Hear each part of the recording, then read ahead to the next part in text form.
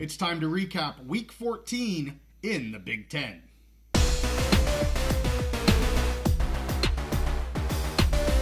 We are in the home stretch on the road to the college football playoff.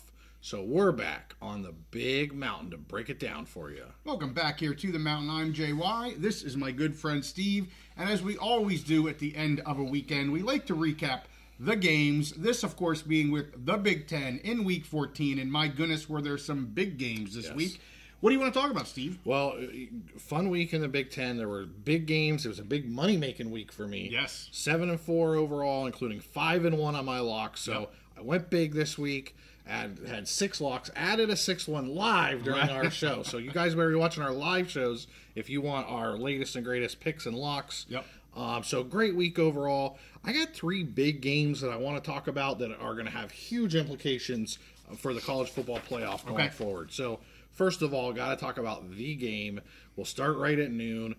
Michigan traveling to Ohio State. Michigan had beat Ohio State 3 years in a row. This was supposed to be Ohio State's year. They got their $20 million roster. They bring in Will Howard. They're going to beat Michigan at their own game. Michigan's down this year. You know, whatever. It was Michigan was what, or Ohio State was what, 21-point favorite, something like that. Yeah.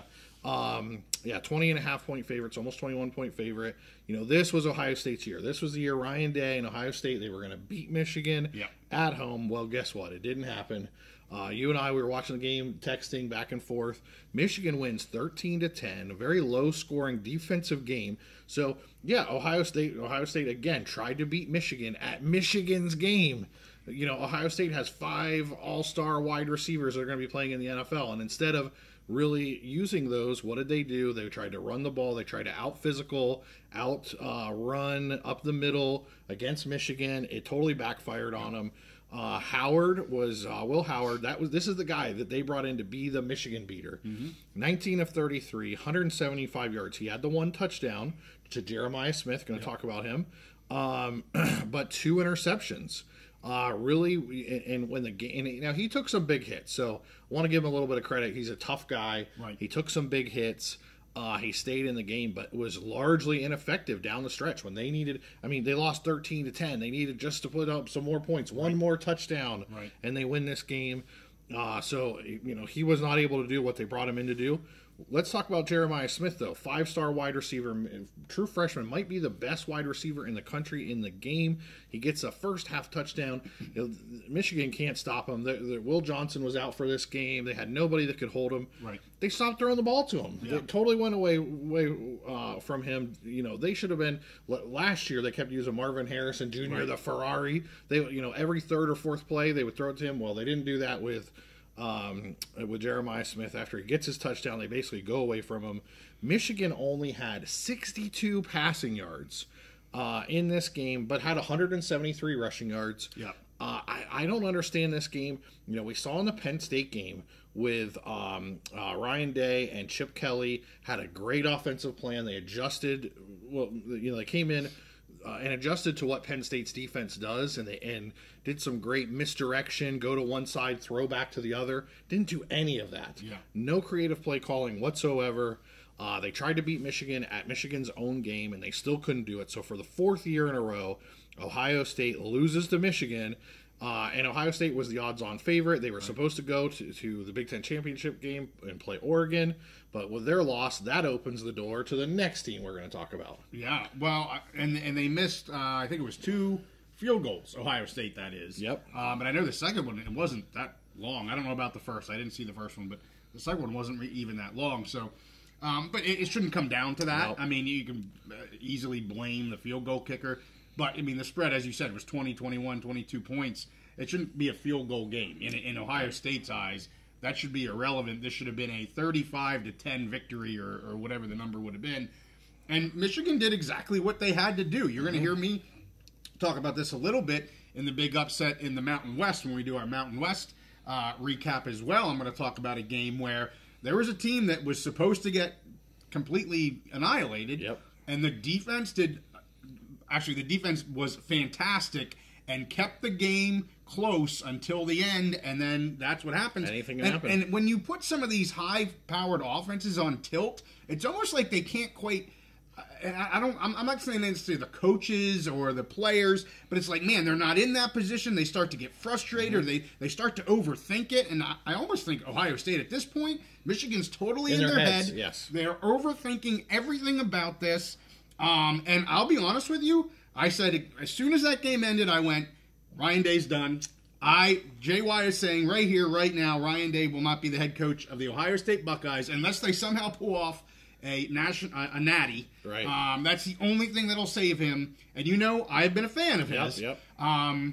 I wasn't a fan of his after this game. I don't know if you want to get into the other shenanigans, but anyway, we can talk about it a little bit. Wasn't too big of a fan of how that went down. Yeah, so in my opinion. So let me talk about that a little bit, and you can give your opinion. Okay. So after the game, and I missed this live because I was switching over to my Penn State Nittany Lions, but I've watched a bunch of replays and everything. So after the game, Michigan player comes out, tries to go to the middle of all of the Ohio State players, plant a flag. There's fighting, there's pushing, there's scuffling. It gets to the point where cops are pepper spraying players to try and clear the field.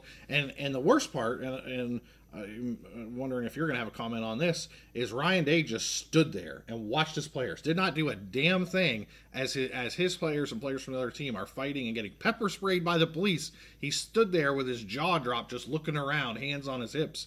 Like, he was not there as a leader during the game to have a game-winning drive to win the game, and then failed again, I think, as a leader after the game, just standing there with total chaos going on. Yeah, and I'm not going to speak to the whole flag planting thing. It happened 3 or 4 times yesterday. Mm-hmm. I'm not going to get into that, whether it's a good thing, a bad thing. They're going to come. Lord knows they're going to come out with some new freaking rule about it. That's because that's what they do. I'm not going to get into that. I am going to get into how the coaches handled it, and I said it on X. Sharon Moore, and I get it, one is the winning coach, one is the losing coach. But Michigan had overtaken the O. And as soon as they kind of did their little thing, that's when Ohio State came back in and was like, no, you're not going to do that, and then everything ensued. Well, Sharon Moore is in the middle of that, trying to help alleviate because it was getting bad. It was getting bad. When police start pepper spraying players on the field, it's bad. And you look over and they show Ryan Day. He's just standing there, hands on his very hips. Similar, and honestly, to what happened in the Florida State situation. I'm not going to get in. I know everybody's heated and all that kind of stuff. I was not impressed. Yes, to your point, I was not impressed with Ryan Day and him just kind of standing back like, have at it, boys. I give no F's anymore. And it rubbed me the wrong way. You're the head coach. You should be leading by an example. These are young men that are clearly pissed off they lost the game. I'm not condoning what Michigan did, but be the leader of your team. And he decided just to stand there and be like, nah, whatever. Yeah, and there's 2 big parts to being a coach, and we've talked about this. There's the X's and O's part, which Ryan Day has shown over the years. Good play caller, great with quarterbacks. He was a great offensive coordinator under Urban Meyer, all that stuff. Yeah. But then there's the leadership part. That is the other part. When you are the head coach of any team, from Pee-wees, you coach hockey, youth hockey. Right. I've coached, I've refereed, whatever, and from the lowest levels to the highest levels of Division I college football, 50% of your job is to be a leader, and he's totally abdicated that role. And I certainly looked like it. Yeah, and I don't know if you remember this. This happened. So Penn State and I think it was at USC had a similar situation where a Penn State player tried to go and plant a flag at USC. What did James Franklin go over?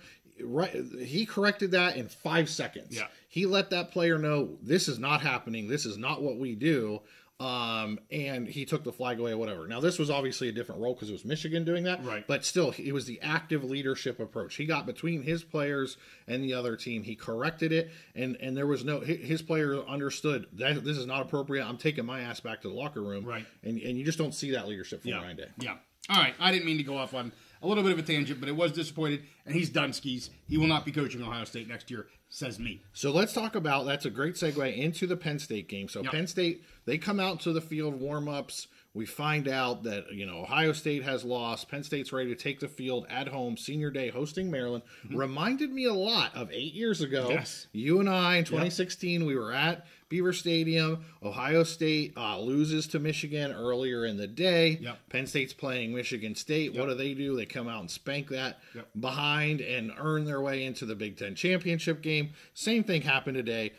Penn State 44-7. I'm not going to go through all the different stats for players and stuff, but they just went at it. They just went at it. Penn State had 412 yards, including over 200 rushing yards. I think this is the 8th game this year they've had over 200 rushing yards. Penn State goes to 11-1. They had 24 first downs. 6 sacks as a team, including Abdul Carter had 2 sacks. He's really starting to come on. Yep. This was his 9th and 10th sack, or 10th and 11th sack of the year. So he's really starting to come on. 2 sacks in this game.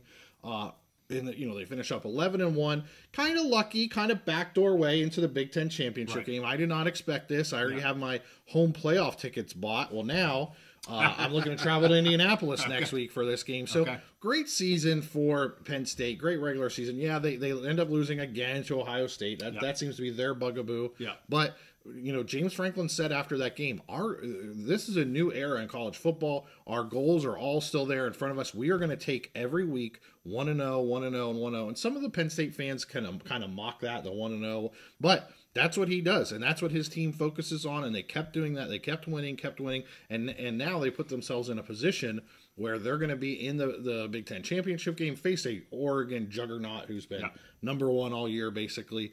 So they'll be the underdog in that game, but they have a shot on the field to go ahead and maybe claim a top 1 or 2 seed in a first round bye, and James Franklin to win his 2nd Big Ten championship game. Absolutely, the winner of the Big Ten is going to get a top 4 seed, top 3 seed. The winner there, whether it's Oregon or Penn State, you are in a 1-2 spot in the CFP. And, this is where we're at now with a lot of conferences where you have 18, whatever it is, members. You're not going to have everybody playing each other every year. It's just going to be this way for a long, long time. Yep. And it's not right or wrong. I mean, clearly here, Ohio State beat Penn State. I get that. But they have 2 other losses in conference. Yep. It's just the way it is. Yep. And Penn State beat everybody else that they had to play. So the correct 2 teams are in here. We've talked over the last 2 weeks about teams having it's on the field. It's right for you to win right in front of you. And a lot of people have been shitting the bed. And for the teams that haven't, guess what? Like Penn State, they're in a daggone championship game. Yep. And I would say the same thing for Arizona State in the Big 12. Yep. They just keep winning. Nobody gave them a chance at all until about 2 weeks ago. SMU, they just keep winning. Look at Miami and same type of deal happened with Miami versus Syracuse. Miami's now going to be watching Clemson play a game that they really should be in, but they're not. And Clemson may not even make the college football playoff. Absolutely. Miami might not even make the college football playoff now. Yeah, so it's just the way these conferences are going to be, and I give you best of luck to your Penn State and Nittany Lions. I'm honestly glad, as much as I'm glad that UNLV and Boise are playing again for the Mountain West title, because they're the clear top 2 teams in the Mountain West. I'm glad that we're actually not getting an Oregon-Ohio State rematch in the championship game, because we may see that in the CFP anyway. So I'm glad we're getting 2 different teams, Oregon and Penn State, who did not play in the regular season to be in the we keep on to call it the national championship game. I'm getting ahead of myself. Game, yes. The Big Ten championship game. Yeah, I think that makes it more fun. It's more of an interesting matchup, I think, especially me as a Penn State fan. But no, I don't think anybody. Same thing with the in the SEC. Oregon and Texas are going to play each other. I mean, Georgia and Texas are going to play each other. Well, Georgia already went in and beat the crap out of Texas once. Yeah. What's the benefit of it? It is nice having a non-rematch in the championship game, I think. So, and for Ohio State fans, like you said, all they had to do today was finally beat Michigan with their $20 million roster. Michigan's on a down year. They're at home. Yep. They couldn't score more than 10 daggone points. Ohio State couldn't have asked for any more. Yeah. I mean, it was put on a platter for them. Yep. And they didn't get it done. Nope. Again. So the third game I want to talk about included a team that I think is going to be the 4th Big Ten playoff team, and that is the Indiana Hoosiers. Curt Cignetti.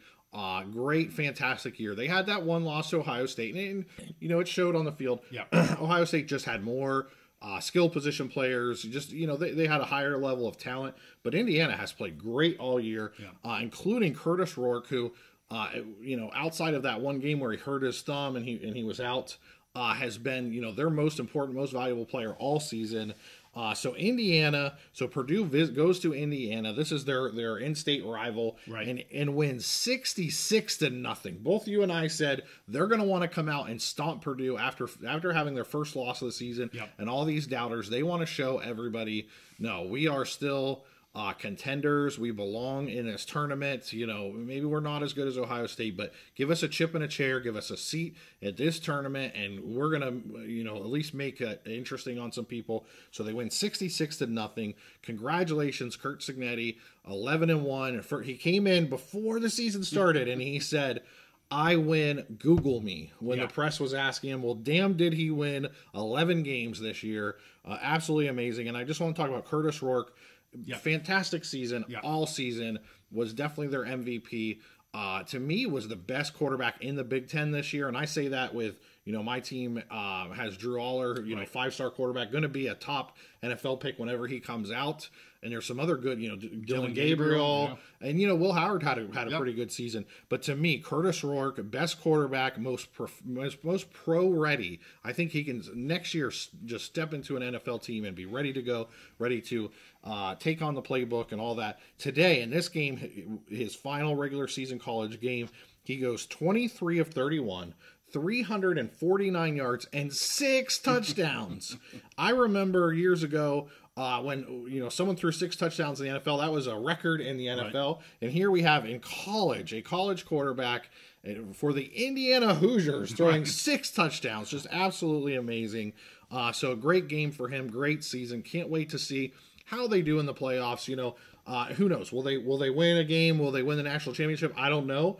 But to me, they've already had a great season, and I'm looking forward to seeing them have that opportunity to just show it on the field, chip in a chair. Yeah, and I actually said somebody put his stats. I think it was Indiana football. They on X they do all those cool little graphic-y things, and they put his stat line. And I'm like, how is this guy at least not getting any conversation about the Heisman, for crying out? Like, his numbers are, and I get it, it's IU, I understand. But his numbers are ridiculous. Yeah. Like, he should be in the top 5 of who people are talking about in the Heisman race. But it's IU. He's only been in a power conference for 1 year, and blah, blah, blah. Okay, excuse this, excuse that. But the Heisman's a joke anymore, I think, anyway. As you can tell, I'm kind of over this Hunter garbage that's been ongoing. But anyway, same with me. We're staying with the Big Ten. Well, I will say, he was starting to get some buzz early in the season. What hurt him, and I said this at the time, when he hurt his thumb and he missed a game, the backup came in. It was pretty darn serviceable. There wasn't a big drop off. I mean, they didn't reach the highest levels, but they still won the game. They weren't in danger. I think that hurt. And unfortunately, that just can take, with someone like you said, he already has all those things against him. Yeah. He's a new transfer from a MAC school coming up. He's playing at Indiana. So he already had the deck stacked against him, and just that one little injury, missing the one game, I think ruined that for him. But still had a great season. I mean, he should be on he should win some kind of award, whatever, comeback player of the year, something. Yeah. And honestly, like I said, I think he is ready to step into an NFL team next year. So I expect him to be drafted, and I think we're going to watch him on Sundays. But before that, I'm excited to see him play in this college football playoff. I just got to give a shout-out to his former team, the Ohio Bobcats, who will be in the MAC championship game this weekend as well. So, shout-out to Steven, one of our Mountain Dwellers, and Curtis Rourke, who he was a starter there for 3 years, 4 years, for a while. Fantastic there. The Bobcats they're still trugging right along in the championship game. So. And they're playing Miami of Ohio. That's right. Which who beat Bowling Green. I was rooting for Bowling Green because Penn State played them, but obviously, and I think when we did a preseason preview, I think Steven may have predicted Ohio and Miami of Ohio in the MAC championship game. So good on him, or at least those were 2 of the 3 teams that he was on. Yeah, he had Toledo up there too. Yeah. So, but anyway, this is Big Ten. So well done, Steve. Thank you so much. We're going to do another live episode Wednesday evening at 8:30 Eastern, 5:30 Pacific. We're going to pick these championship games. We're going to talk CFP. We always have a good time. Would love to have you to join us here on the Big Mountain live on Wednesday night. With that, make sure you like this episode, subscribe if you like our content. We'll see you next time on the Big Mountain.